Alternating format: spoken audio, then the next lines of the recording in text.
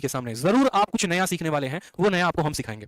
सवाल में देखिए आपको क्या दिया गया, बोला गया X Y Y Z Z X, जो अनुपात है वो है 3:4:5, X square Y square Z square का मान बताओ। बहुत ही शानदार लॉजिक मैं आपको बताने वाला हूं भाई, बहुत ही शानदार लॉजिक। ये लॉजिक आपको कभी नहीं मिलेगा, कहीं नहीं मिलेगा। बेसिक नहीं बताऊंगा, बहुत ही शानदार ट्रिक बताऊंगा आपको, ठीक है, जिससे आप ऐसे आने वाले बहुत सारे सवालों को कर सको कि अगर ये अलग अलग वैल्यूज हो तो आप कैसे करोगे, आप यहां पर अगर 3-3 पावर भी दिए गए होंगे तो भी कैसे करोगे, सेकंडों सेकंडों में आंसर कैसे लेके आओगे। तो फिलहाल आप ये सवाल करके मुझे दिखाओ। सवाल जहां पर भी आते हैं, जितने भी आते हैं, आप मेरे बात को समझो, आप direct X ratio Y ratio Z लिख सकते हो, और ये तरीका सिर्फ आपको आज की वीडियो में मिलेगा। आपको यहां पर एक्स का मान निकालना है। अगर आपको एक्स का मान निकालना है तो आपको बस ये करना है, एक्स को देखो कहां कहां पर है, एक्स यहां पर है और एक्स यहां पर है, एक्स यहां पर है और एक्स यहां पर है। जहां जहां पर एक्स है उन संख्याओं को गुना कर दो, यानी एक्स का मान 1 into 3 हो जाएगा। कितना हो जाएगा, तो 1 into 3, यानी एक्स का मान हो जाएगा सर 1 into 3।